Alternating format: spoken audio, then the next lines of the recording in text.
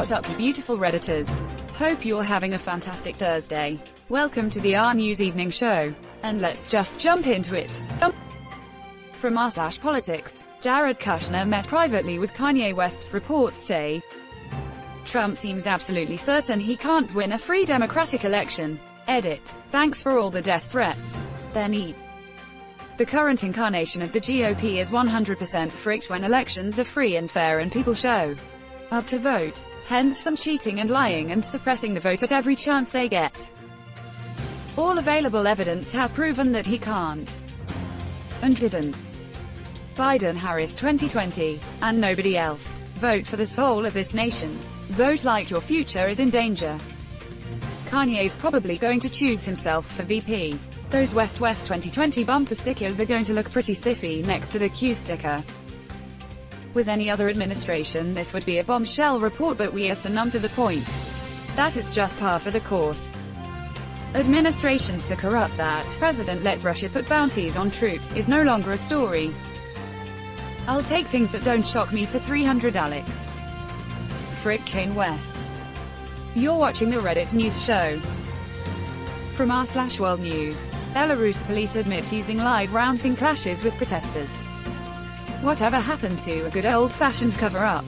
Deny, deny, deny until some obscure document comes out months later and people don't care by then. Because they cared about that already and people hate old news. Governments these days are like, yeah I did it, what are you gonna do? Quote. They don't have to cover up cause they know nothing will happen to them. The EU ain't gonna lift a finger. Some petty sanctions here and there, but it wouldn't help the people. Russia is having a hard-on watching this happen and waiting to reap the benefit. Even the neighborhood Lublin Triangle cannot offer much assistance. Sanctions need unanimity, and Hungary is likely to vote against for whatever reason. Because Hungary is no longer a democracy and wants someone to have their back. Do you want revolution? Because this how you get a revolution. It's about to get freaking nuts in Belarus and Russia. Maybe other Soviet states will follow. Uzbekistan avoided that possibility when their president died in 2016. But it looks like everyone is sick of crap all over former USSR. Everyone is sick of crap all over the world. And to think it's a few dozen billionaires and autocrats at the heart of it all. A statement released by the Interior Ministry on Wednesday said police opened fire on demonstrators in the western city of Brest, claiming they were armed with metal bars. If only there was some way to escape the range of metal bars. You're watching the Reddit news show. From r/politics, talk of the county. Trump is an idiot who knows nothing about democracy, honesty, religion or humanity. And yet he enjoys a 41.5% approval rating. Idiots are why the US is doomed. You're watching the Reddit news show. From r/uplifting news. A Chinese woman whose boy was kidnapped in 1988 never gave up looking for him, and later helped more than 20 families find their missing children. On Monday, after 32 years, she was reunited with her son. Anyone here seen the film Lion? Similar story, but it's a child looking for the mother. First movie that made my husband cry. He then insisted on rewatching it 4 more times to catch anything he missed.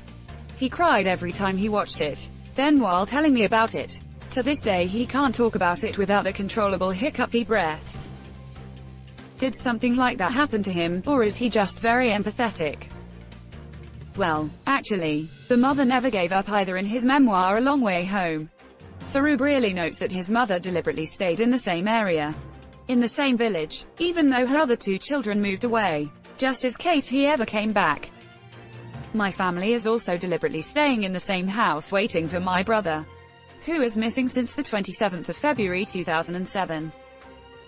How old was your brother when he went missing? Did he run away? Or was there some other foul play? I hope your family gets to reunite someday.